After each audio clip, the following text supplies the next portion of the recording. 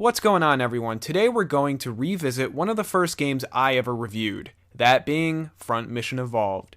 It was developed by Double Helix Games and published by Square Enix. It was released in North America in late 2010 for the PC, PS3, and 360.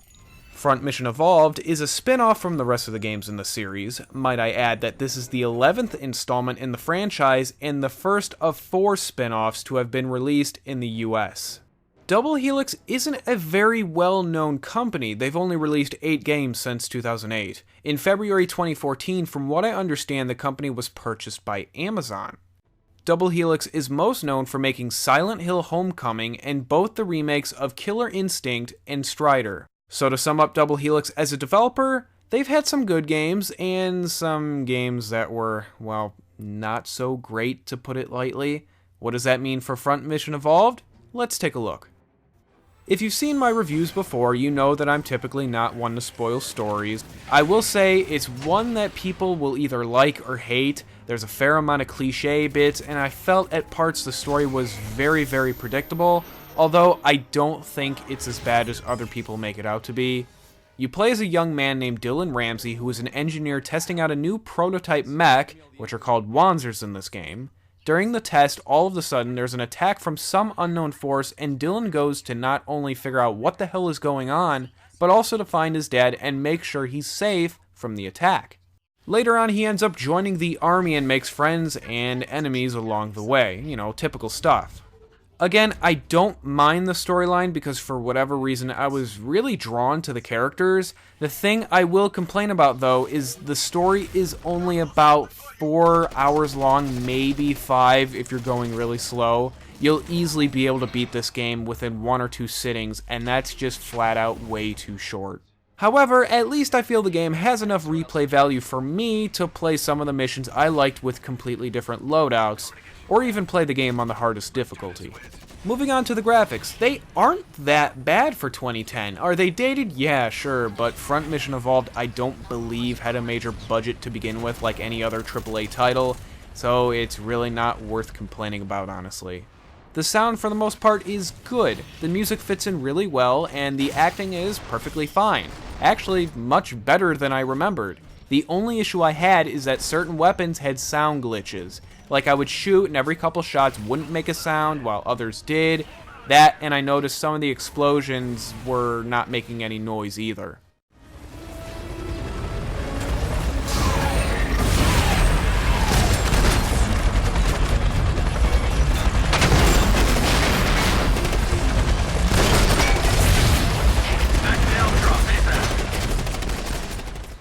The gameplay is simply put fun and easy to pick up. You shouldn't have any issues figuring out the controls due to the tutorial at the beginning, plus it helps that everything is very straightforward to begin with. Thankfully, the developers didn't make the controls overly complicated at all like in the game's Chrome Hounds and Steel Battalion. The enemy AI is pretty good as long as you're not playing on easy. The friendlies are decent, except certain times they forget what they're doing and end up shooting at the wall or just the air. Speaking of the difficulty, this is a game I would never recommend playing on the easiest setting because it's as if you're playing on autopilot. Like, I'd be really shocked if someone died playing on this mode, that's how easy it is. So if you do decide to give this game a try, please pick normal, it's far more enjoyable. The level design I felt was nicely made. I love that they didn't just stick you in 1 or 2 parts of the world. You have missions where you're in the city, open land, on a space station, and the Arctic, for example. Again, I thought it was pretty enjoyable. Same goes for the overall variety of things you do on the levels. I never got bored with the objectives, nor did I ever feel like I was doing the exact same mission, except with a different layout. Some people complain that certain missions force you to use specific things like hover legs, quad legs, or special weapons. I don't see the big issue here because it's only like 3 missions out of 20 or so. I've never seen anyone complain about first-person shooters having missions where you have to be stealthy or else you lose. This is kind of the same exact premise. In my eyes, it adds variety to the gameplay because if you're forced to use a sniper, most likely that means you're going to be attacking enemies at very long ranges that you wouldn't be able to do if you just equipped melee or short-range weapons. Again, what's the issue? The Wanzer customization is very well done. There's a massive amount of body parts and weapons to mess around with, so I can't imagine anyone having the same exact loadout. You have to be careful about what you equip because you can't go overweight and you have to stay even or under the storage amount. You can add more storage by either adding a storage type backpack, putting on some quad legs, or the most common way by equipping a different torso that has increased storage. I love this idea because it makes it so that you can't just go in with the most overpowered class setup with the absolute best weapons and whatever else. For example, say that you want a Wanzer with a high defense and attack. You can do that no problem, however what you'll end up sacrificing is most likely weapon accuracy, and your Wanzer is going to be piss slow. I did have to use the agility pack the entirety of the game because I felt way too slow and sluggish without it, plus I loved the skating around because it helped dodge and evade oncoming attacks a million times easier. You also have a special ability called Edge. What this does is when you fill up the blue meter on the bottom left of the screen, you can activate Edge and the game goes into slow motion, giving you unlimited ammo, and your weapons, I believe, are twice as powerful. The Edge system, I feel, is a little bullshit in a way, because say that you never use it in a level until the boss fight, so it's completely 100% charge.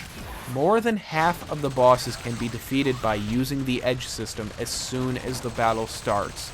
I kinda wish that the Edge reset before each boss fight just so it made the battles actually challenging. While I'm on the subject of boss battles, I must say that the battle against the giant walker mech and the final boss were both absolutely phenomenal.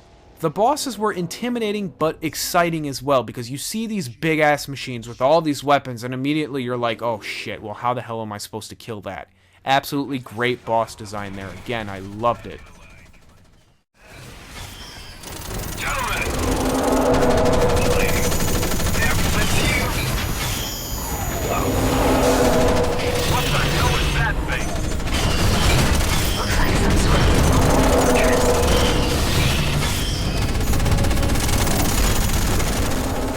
Alright, I guess what I should talk about now is the worst and by far most disappointing portion of the game.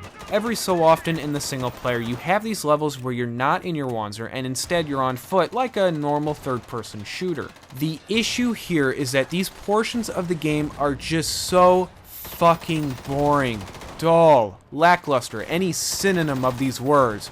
First off, think of any generic third-person shooter, anything in the world. This far surpasses it in terms of being generic. You only have 3 weapons to use and you have grenades. That's it. There's no cover system, and for a third-person shooter in the PS3 and 360 era, not having a cover system is almost unacceptable, even a basic one at that. I will give the developers some credit because I like the idea of what they were going for, but unfortunately, it was executed very poorly. I guess the good thing is that at least it's playable and not a massive broken mess. Well, you know, actually, if it was a broken mess, it might have been a redeeming quality.